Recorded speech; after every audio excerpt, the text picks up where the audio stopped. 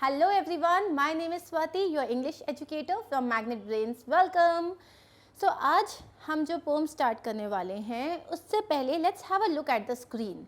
What do you see on the screen? So everyone is moving in one direction but this person ये एकदम अलग ही चल रहे हैं.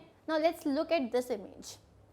So the society जो हमारे आसपास के लोग होते हैं they tell us that be yourself. जैसा मन करता है वैसा रहो.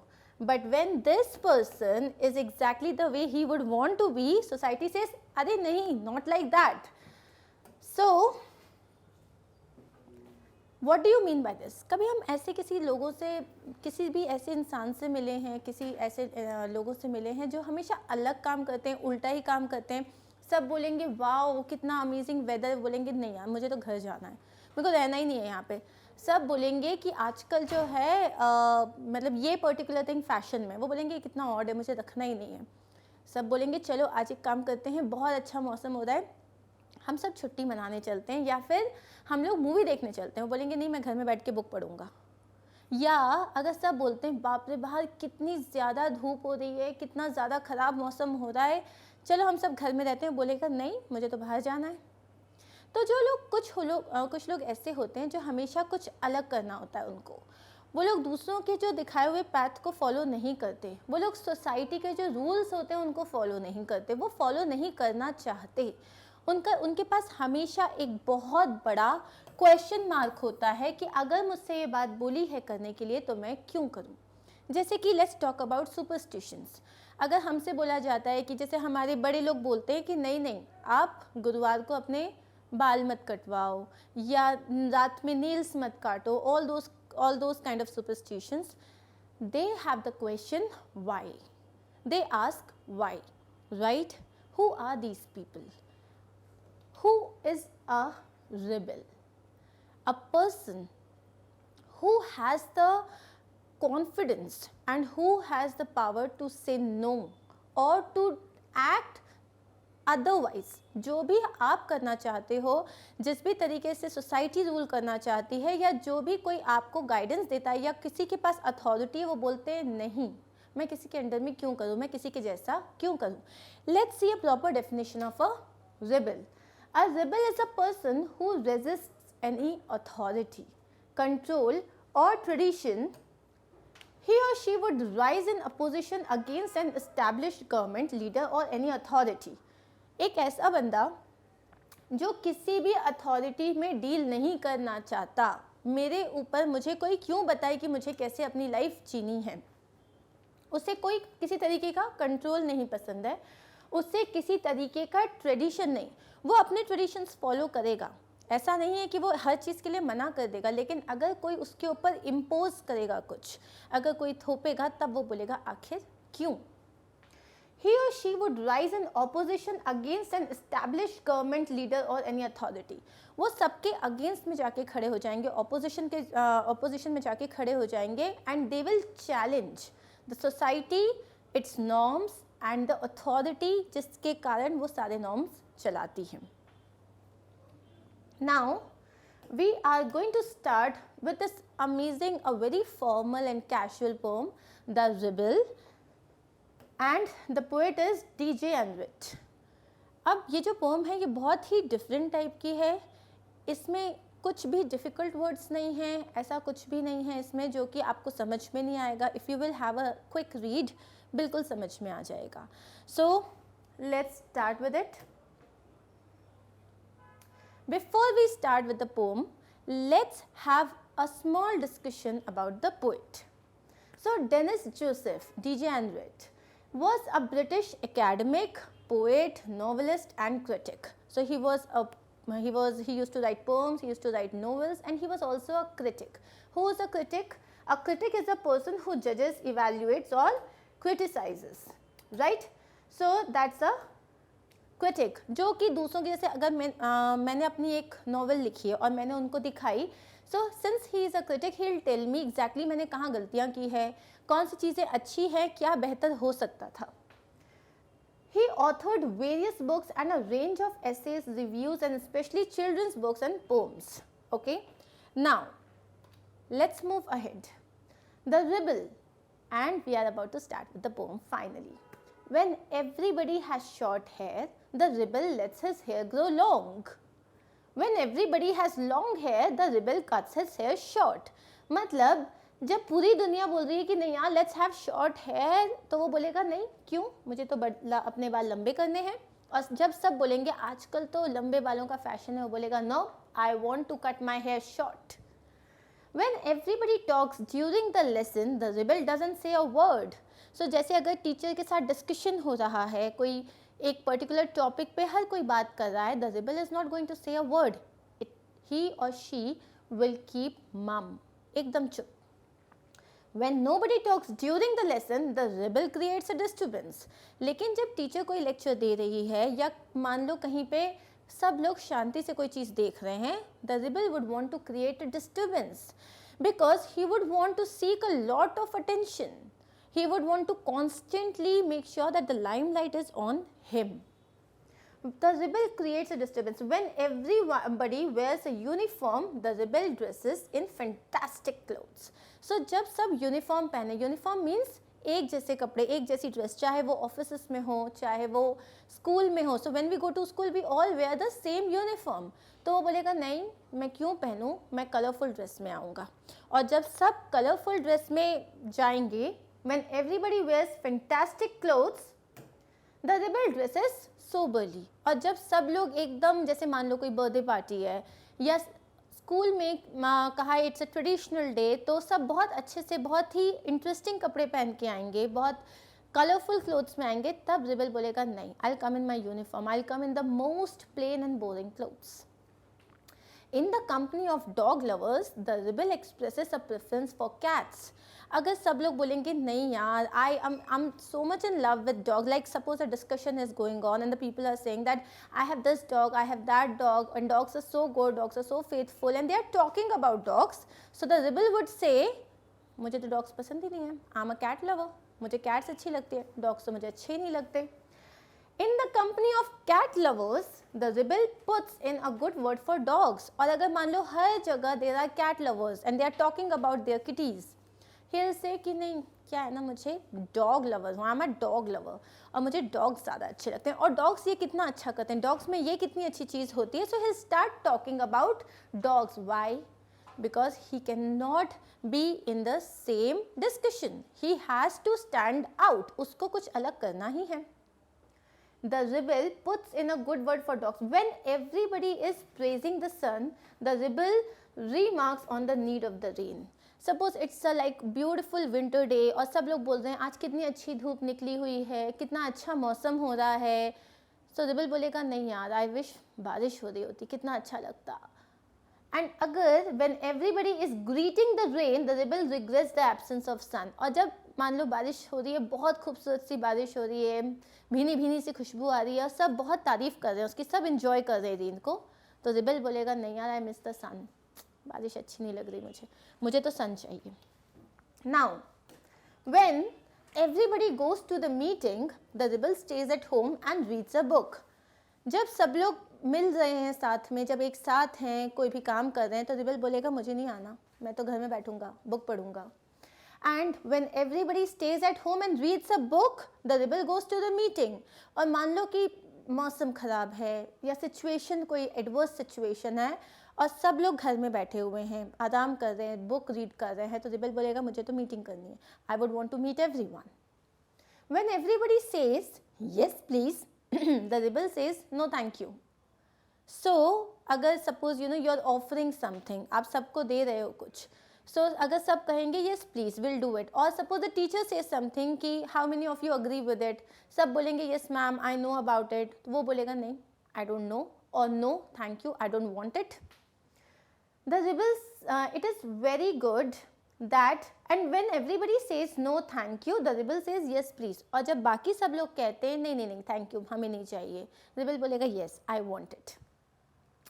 It is very good that we have rebels. You may not find it very good to be one. अब इन दो लाइन्स में पोएट इज सेइंग, अब हमको एक रिबल का नेचर पता चल गया, that it is a very different nature than the rest of the lot.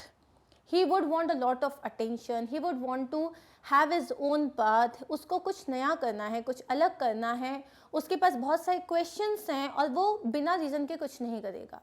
सो यहाँ पे वो क्या कह रहा है, it is very good that we have rebels. क्या वाकई में ये अच्छी बात है कि हमारे पास रिबल्स हैं जो लोग सोसाइटी के नॉर्म्स फॉलो नहीं करेंगे एंड ऑल. सो उसका एक रीज़न है. अगर if it is for a good cause, let's go back to all those years जब हम लोग अपने फ्रीडम के लिए स्ट्रगल कर रहे थे. अगर सब लोगों को ब्रिटिशर्स एक ही जैसे ट्रीट कर रहे थे, बट द फ्रीडम फाइटर्स वो रिबेल ही तो थे जिन्होंने बोला why should we be treated like this, हमें क्यों कोई इस तरीके से ट्रीट करेगा.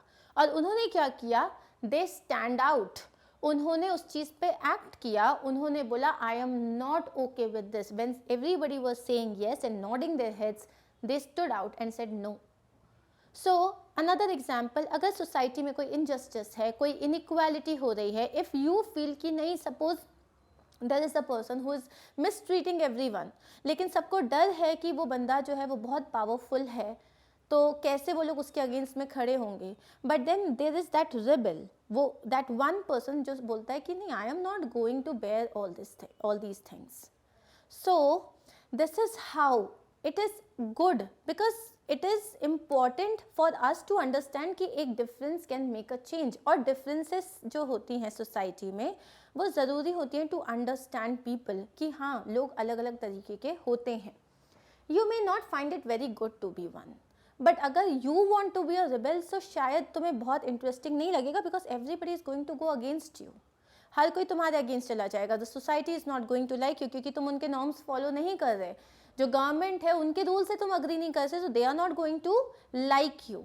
सो this is how the poet is saying, though it is good to be a rebel, but if you are a rebel, maybe you would not like it. So this was a small poem, I won't say small but very easy poem, and the name was Rebel. Now quickly let's have a look at the summary. The poem The Rebel describes the character of a rebel, a person who does not act according to the norms of the society. So ये जो poem है Rebel, ये क्या describe कर रही है, it is describing the character of a rebel, कि एक रिबेल जो होता है वो किस तरीके से रिएक्ट करता है, कैसे एक्ट करता है, उसकी सोच कैसी होती है, उसका कैरेक्टर कैसा होता है. And who is a rebel who does not act according to the norms of the society. What is the meaning of norms? The basic rules of society. The rebel is described as a person who would contradict others in order to be different. वो हर किसी की बात को काटेगा.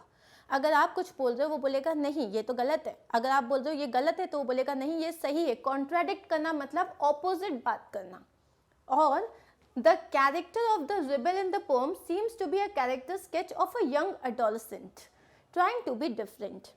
ये जो पूरी poem है, हमारी जो लाइफ की डिफरेंट स्टेजेस होती है उसमें जो टीनेजर्स होते हैं, जो एडोलसेंस आती है, तब usually it says that you know you have a lot of hormonal changes. You अचानक से आपके पास बहुत सारी रिस्पॉन्सिबिलिटीज़ आ जाती हैं, तो क्या होता है हमारे पास क्वेश्चंस आ जाते हैं. प्लस जब हम पे कोई अपने डिमांड्स या अपनी रिक्वेस्ट इम्पोज करता है, अगर हमारे अपने थॉट्स भी इम्पोज करता है तो हमको अच्छा नहीं लगता. The word that I am using impose, it means pressurise करता है, थोपता है, हमें अच्छा नहीं लगता एंड हमें लगता है हम क्यों करें. सो इसीलिए ऐसा लग रहा है कि जो पूरी पोम है ये एक टीनेजर पे बेस्ड है. All the instances in the poem are repetitive affirmations of this fact. जितनी भी हमने लाइंस पढ़ी हैं ये सब क्या हैं, ये एक ही बात को बता रही है कि रिबेल क्या क्या करता है. रिपीटेटिव एफर्मेशंस मतलब आप रिपीट कर रहे हो वो सारी चीज़ें जो कंफर्म करती है कि रिबेल क्या करता है. If a rebel sees a group of people with short hair, he would let his hair grow long. On seeing others with long hair, the rebel would cut short his hair. The same thing कि अगर लंबे बालों वाला season चल रहा है, सब ने बोला नहीं बड़े हमें लंबे बाल अच्छे लग रहे हैं, वो बोलेगा मेरे को अपने बाल छोटे कराने हैं. और सब ने बोला कि नहीं यहाँ पे छोटे बाल रखना कंपलसरी है, वो बोलेगा मुझे तो लंबे बाल रखने हैं. Seeing everybody talk during the lesson, the rebel would become absolutely mute. If he would see that everyone is talking in the lesson, the teacher is taking a lesson, he will say mute. He will stay mute, he will not say a word. On realizing that everybody is silent, the rebel would create a disturbance. और अगर उसको ये realize होगा कि यार सब चुप बैठे हैं, then he would just to gain attention, क्योंकि उसे वो attention चाहिए, वो क्लास को disturb करेगा. उसको फ़र्क नहीं पड़ता कि लोग उसको नेगेटिव ले रहे हैं या पॉजिटिव ले रहे हैं, उसको उस वक्त वो अटेंशन चाहिए. Similarly, on various such issues, the rebel would be seen contradicting others and doing things that no one would be doing. He would refuse to wear a uniform when the others would be wearing it, praise the dogs when in the company of cat lovers, appreciate the sun on rainy days and the rains on the sunny days. So, बस दूसरों को काटने के लिए और उनसे अलग कुछ कहने के लिए वो हर चीज़ का उल्टा करेगा. रेनी डे में समर्स को याद करेगा या सनी डे को याद करेगा, सनी डे में वो रेन्स को याद करेगा, डॉग लवर्स के बीच में कैट्स को अप्रिशिएट करेगा, कैट लवर्स के बीच में डॉग्स को अप्रिशिएट करेगा. He would just do anything but not what others are doing. This is so important. वो हर कुछ करेगा लेकिन वो नहीं करेगा जो बाकी के लोग कर रहे हैं. In the end, the poet says that having rebels around us is beneficial as they train us to acknowledge differences. अगर सब एक जैसे एक्ट करेंगे और ऐसा कोई नहीं होगा जो अलग तरीके से एक्ट कर रहा है, तो हमें डिफरेंसेस को एक्नॉलेज करना नहीं आएगा, हमें डिफरेंसेस को अकोमोडेट करना नहीं आएगा, हम उनसे लड़ नहीं पाएंगे, हम उनको समझ नहीं पाएंगे. तो इसीलिए हमारी लाइफ में रिबल्स होना ज़रूरी है. They stand up for themselves. Rebel होना इज़ नॉट ईजी. अगर हर कोई एक काम कर रहा है तो it is very easy to swim in the same direction.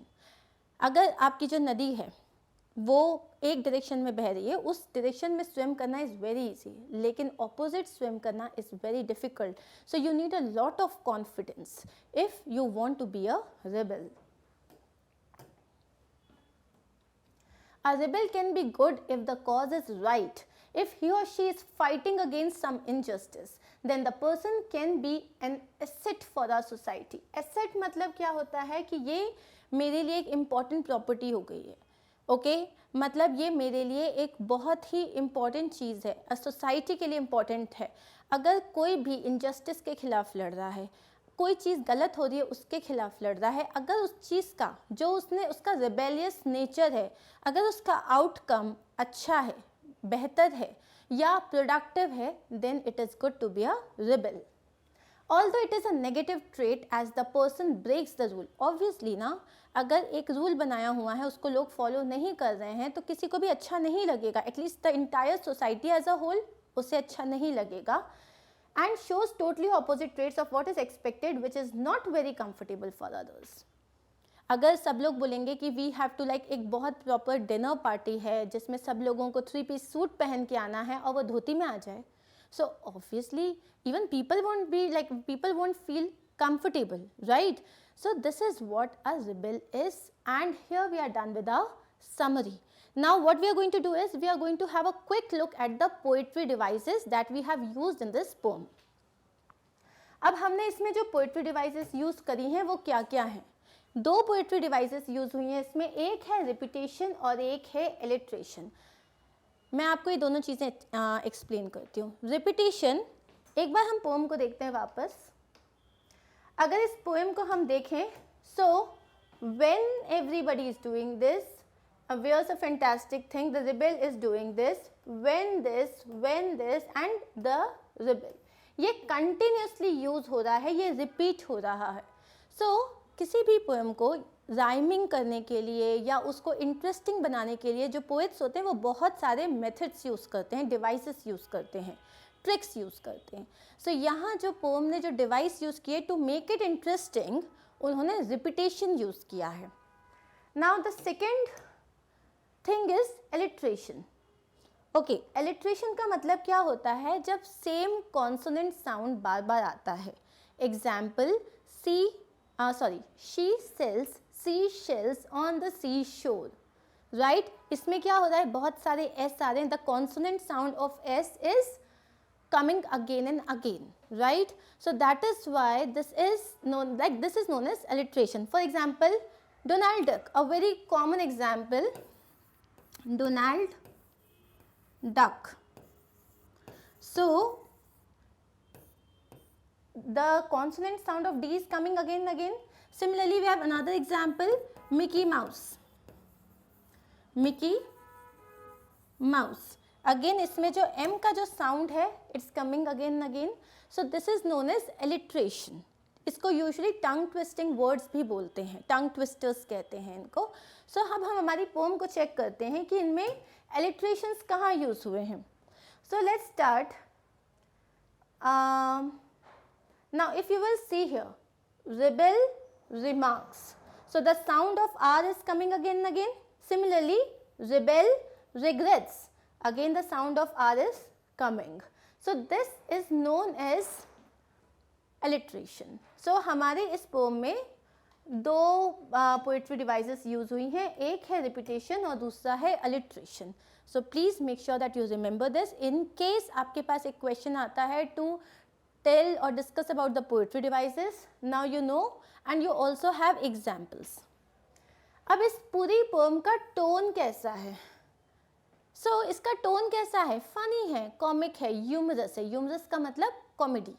Obviously जब हम इसको लाउडली रीड करेंगे तो जब वो ये ऐसा करता है तो वो वैसा करता है, so it becomes very humorous. Also it is non critical.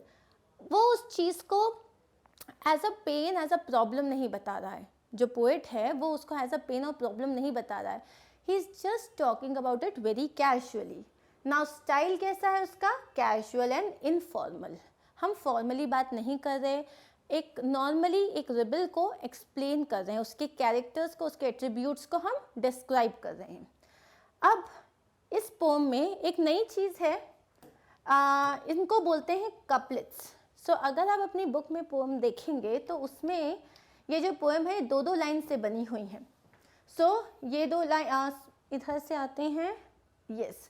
सो ये दो लाइन, फिर दो लाइन, फिर दो लाइन, फिर दो लाइन.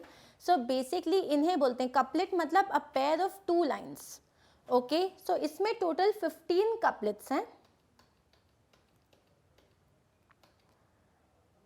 ओके, या सो इसमें टोटल 15 कपलेट्स हैं. A couplet is a unit of two lines. और हर कपलेट, अगर अभी हम देखेंगे कि when this does this the rebel does this, so basically ये दोनों ऑपोजिट इन नेचर हैं. जो दोनों लाइन्स हैं they are totally talking about two opposite things, opposite in meaning. So guys, we have discussed our poem, we have discussed the summary, we have discussed the poetry devices. I'm sure that you must have liked the poem, it's interesting. And कहीं ना कहीं हमने खुद से भी compare किया होगा that am I a rebel? क्या, और या हमारे आसपास के लोगों से कि हाँ he is a rebel, हाँ वो ऐसा करता है. So if this thing you have done, so moving forward with the question answers, let's start with the first question. So you have to answer all the 5 questions. If someone doesn't wear a uniform to school, what do you think the teacher will say? You can tell me. अगर आप uniform पहने बिना चले गए तो teacher क्या बोलेगी? She'll scold you. She'll ask you the reason why you are not wearing your uniform. और अगर आपके पास कोई genuine reason नहीं है, so obviously you will get a punishment. When everyone wants a clear sky, what does the rebel want most? He wants rains. If the rebel has a dog for a pet, what is everyone else likely to have? So अगर rebel के पास dog है, so what would everyone else have? Everyone else would have a cat, right? Then why is it good to have rebels? So ये वाला point हमने बहुत अच्छे से discuss किया था कि it is important for us to have rebels, क्योंकि अगर उनका cause अच्छा है, अगर जो उससे एक अच्छी चीज़ प्रोड्यूस हो रही है, then it is important to be a rebel. अगर वो सोसाइटी की कुछ दकियानूसी चीज़ों के खिलाफ खड़े हो रहे हैं, then it is really interesting. और एक और चीज़ होती है कि हमको डिफरेंसेस को अकोमोडेट करने में हेल्प होती है. Why is it not good to be a rebel one self?